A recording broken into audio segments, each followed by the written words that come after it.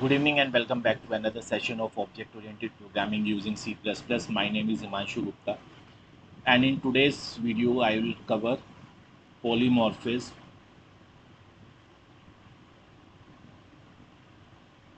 in C++. Basically, polymorphism means one name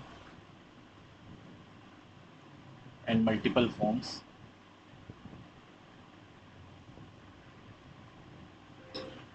In C++, polymorphisms can be broadly divided into two categories. One is compile time polymorphism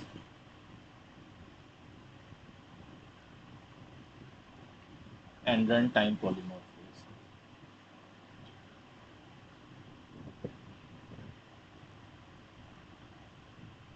Compile time polymorphism in C++ is achieved by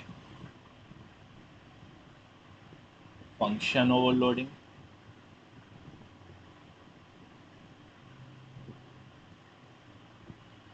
and operator overloading.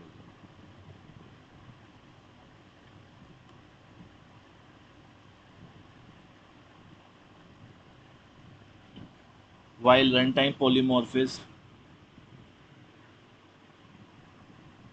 in C++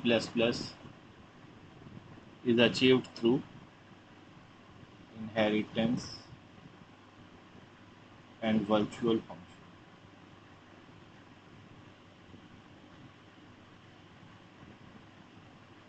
Basically, in the runtime polymorphism,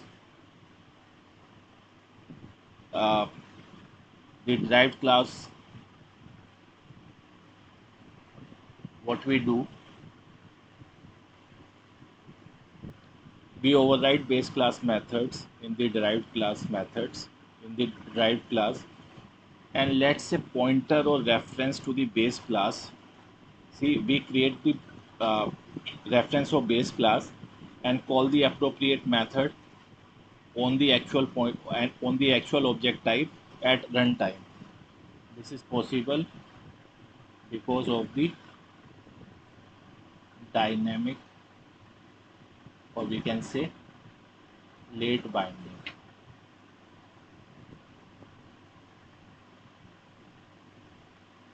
Right? Basically, what we do, if we have some classes like this, A, B, A has some virtual function show, and we override this in the class B. We give we override the show method in the derived class B. Then what we do, we create a reference of base class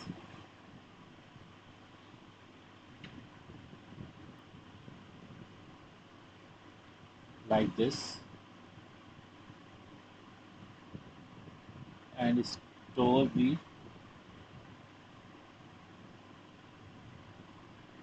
address of child class in the base class, and using this reference we access the overridden method of base class like this. So this is known as dynamic method dispatch or dynamic binding. We'll see this in detail in the later part of video or maybe in the next video. Mainly in this video, in this particular video, we'll be covering compile time polymorphism. So let's discuss the compile time polymorphism one by one. We will discuss function overloading and operator overloading. Let's first discuss function overloading.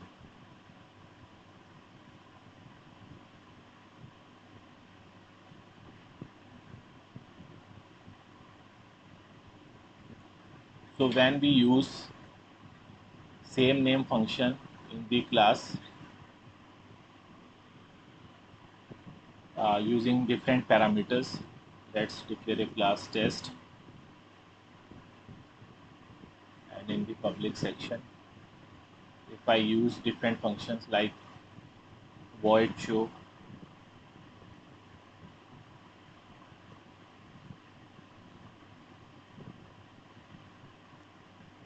I can say inside show method of class test. Now give one more implementation of show method, void show int cout is equal to a. Let's give one more implementation of show method like this,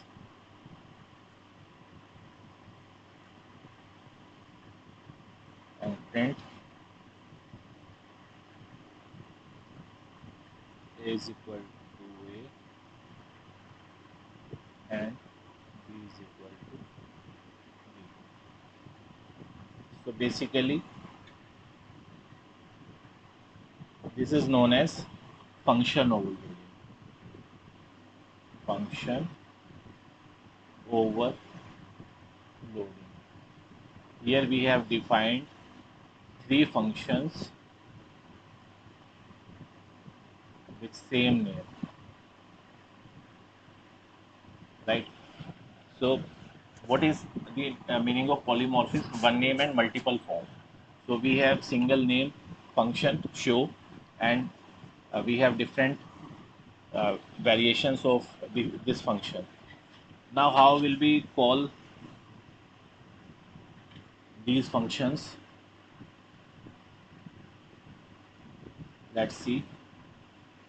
Create an object of class test t and call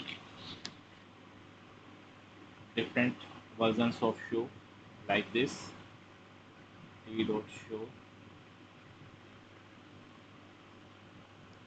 and t dot show.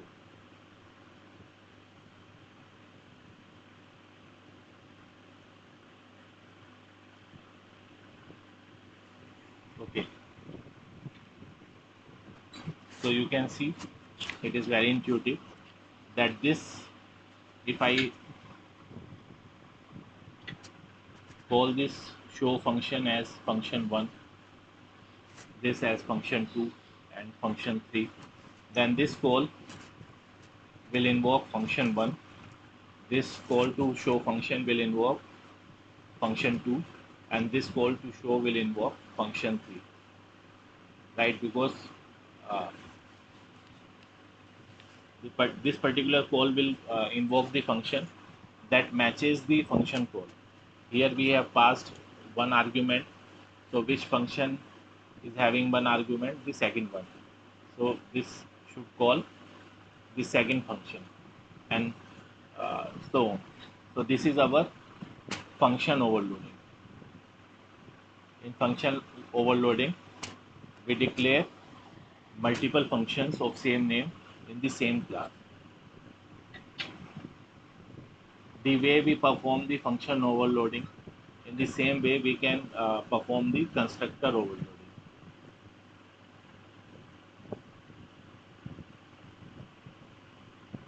So I have covered this in my previous videos also.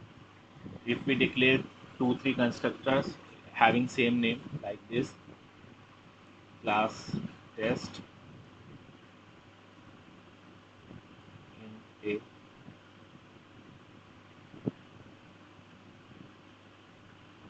this is the default constructor, and this is our parameterized constructor,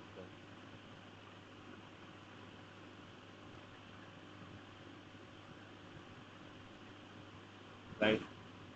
So this is basically our constructor overloading.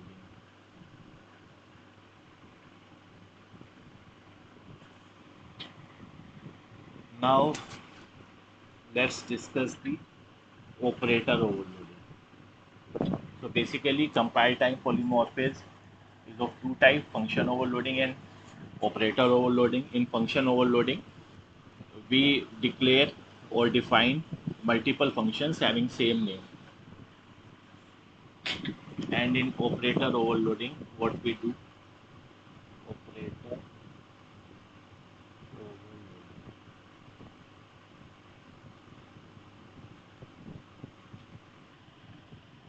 So basically, operator overloading allows you to define how operator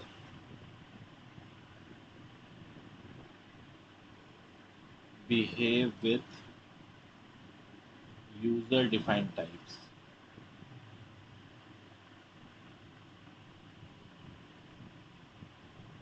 like classes.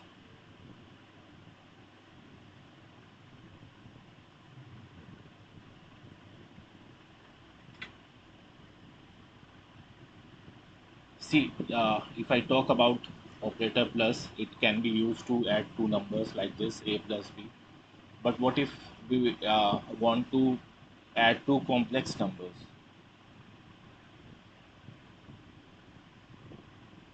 like this, a plus ib and c plus id?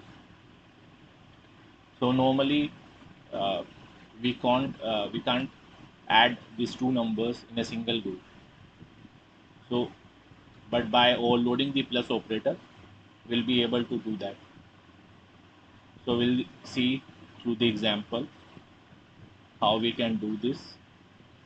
Likewise, if I declare a class, say class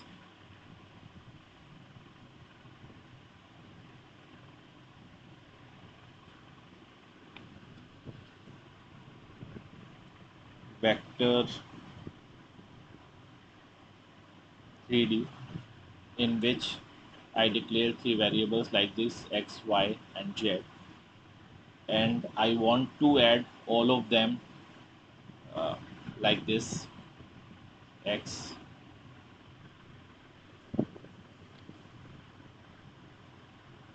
y, z of object 1 with object 2, x, y, z. So this is not possible using the normal uh, addition operator. But if you overload this operator, we can do this, and we'll cover this practically.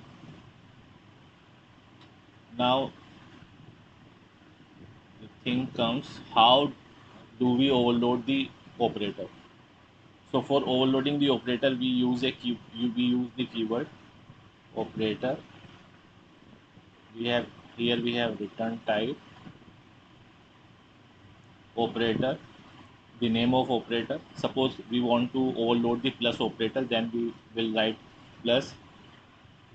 I am encircling this to uh, basically represent that this is operator. We can use any operator here, and then we have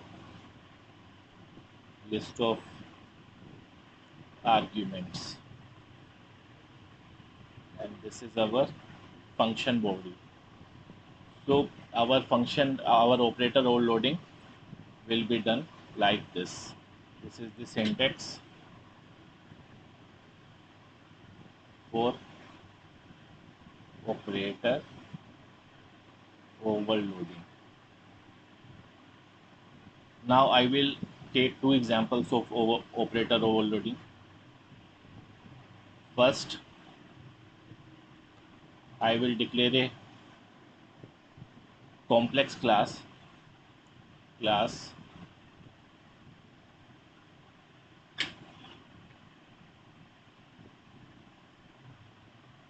complex, which contains two variable, real and imaginary part of the complex number. Will somehow use some constructor to initialize it, and here I will in the class I will use operator overloading to add two complex numbers. In the second example, we'll use a class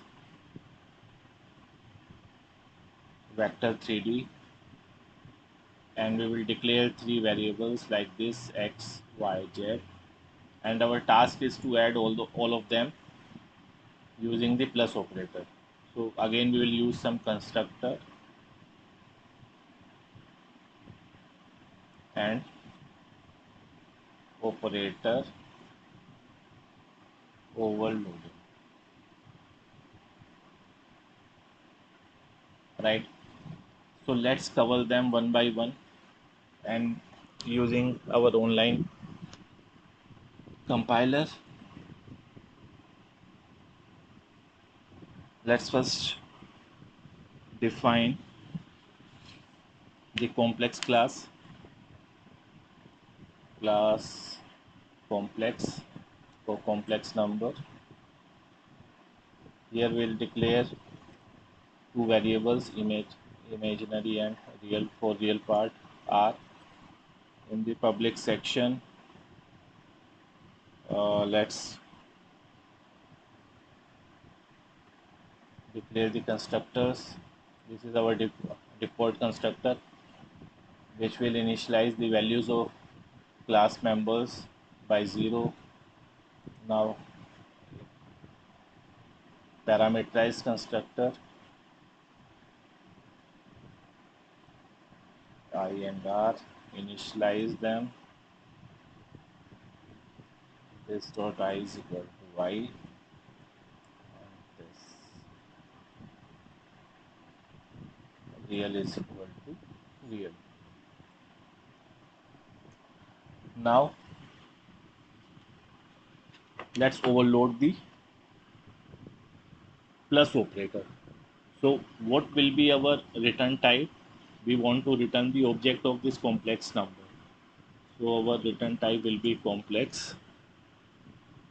Then this is the syntax operator, and which operator we are trying to overload? Plus operator.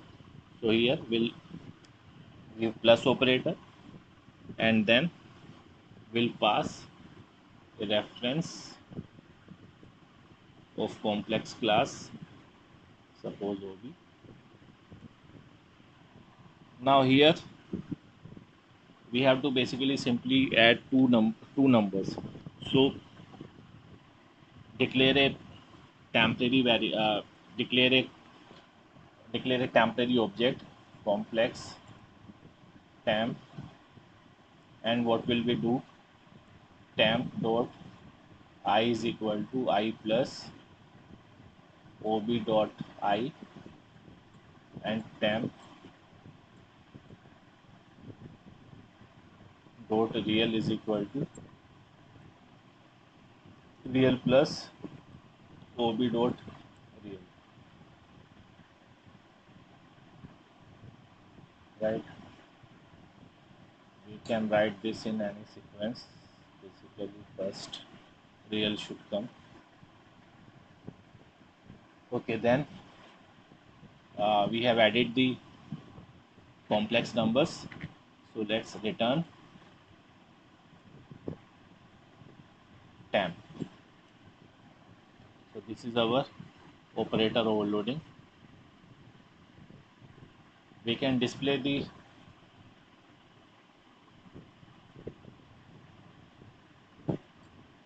our complex number using show method. So here we can print like this.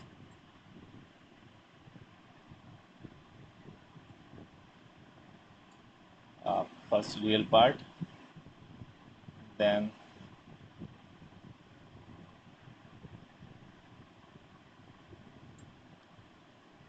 I, and our imaginary part, right? So this is the show method.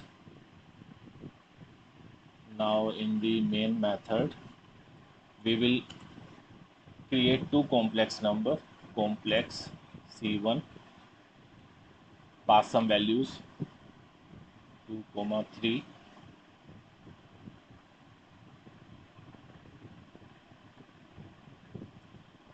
another variable complex C2 is equal to, sorry, C2 4, 5,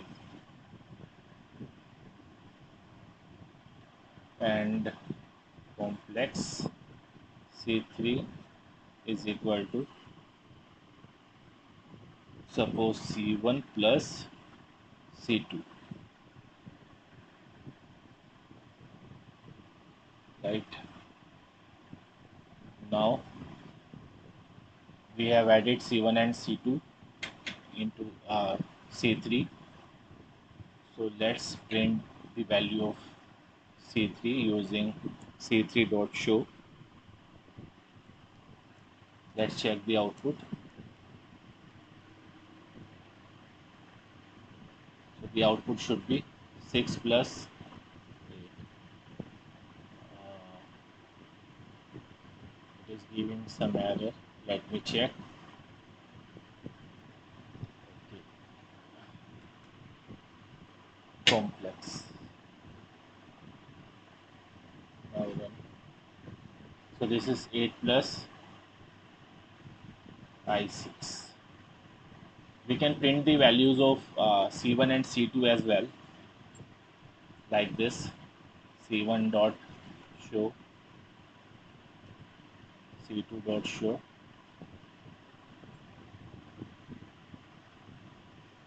So this is our first complex number, this is our second complex number, and we are adding it like this. So real part is added separately and imaginary part separately. Let me copy paste this.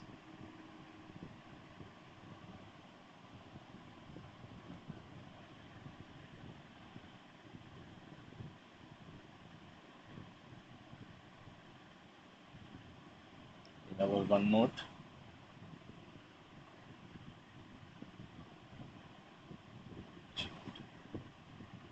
Just a second.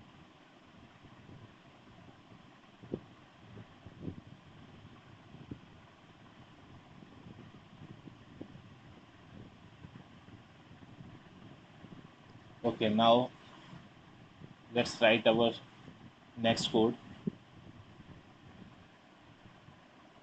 What we have to do, we have to create a vector class. So vector 3D, suppose, and we have to give x, y, and z, three variables, and our objective is to add all these variables. Vector 3D,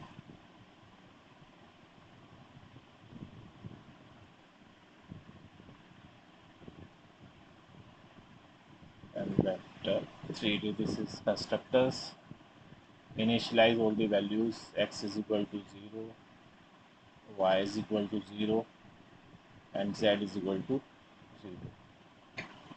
And suppose I, j,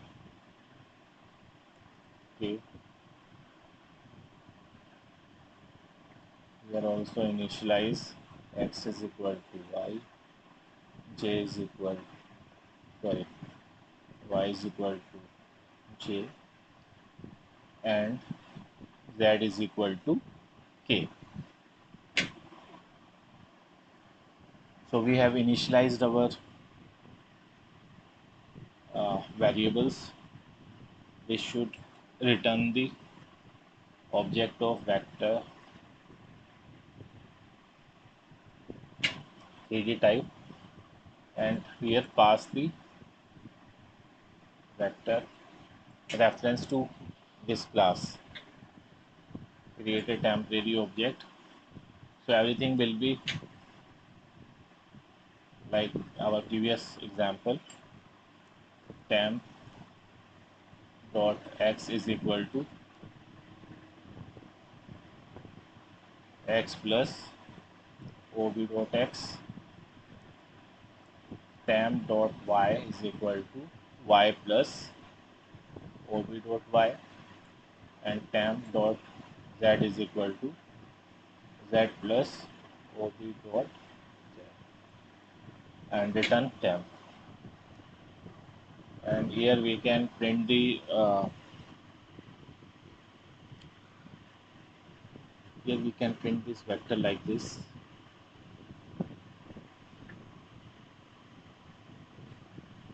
X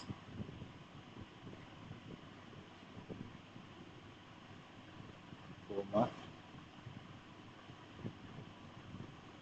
y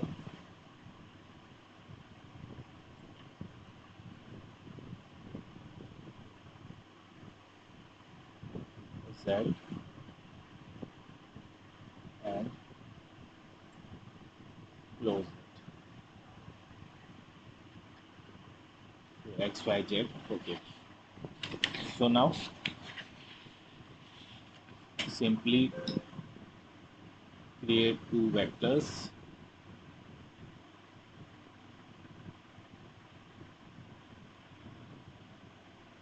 like this.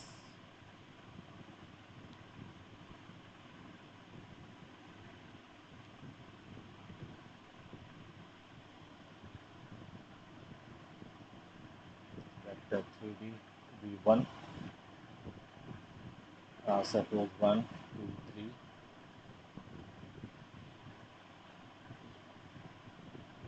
Now declare the another vector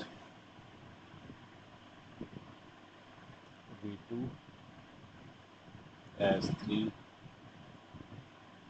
4, and 5, and declare another vector 3D as v3, or simply initialize v1 plus v2.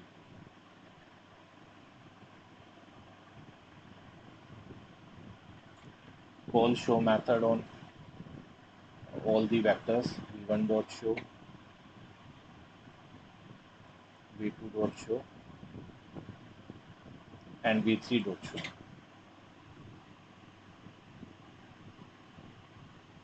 So this is our vectors, vector v1, v2, and v3. So here in this vector class we have implemented the operation. Addition, we have overloaded the addition operator. We can also overload the subtraction operator, and we only have to do the minor changes like this, and now we'll be able to subtract uh, you know both of these vectors like this. Vector 3D, suppose v4 is equal to v3 minus v1, and let's print v4 dot show, right? So now if I run it, what we have done, we have subtracted v1 from v3, so this should give v2, and same thing we are getting.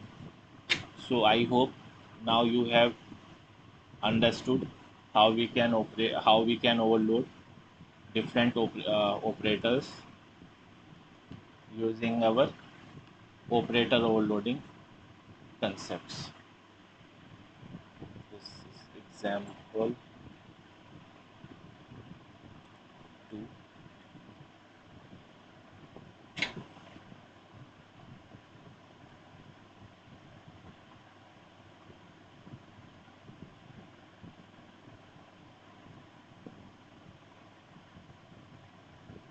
Let's increase the font size.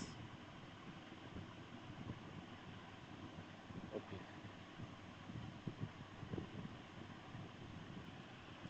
Okay, so I think now you have very well understood how we can overload different operators. Actually, when we call the overloaded plus operator, how does the compiler see this?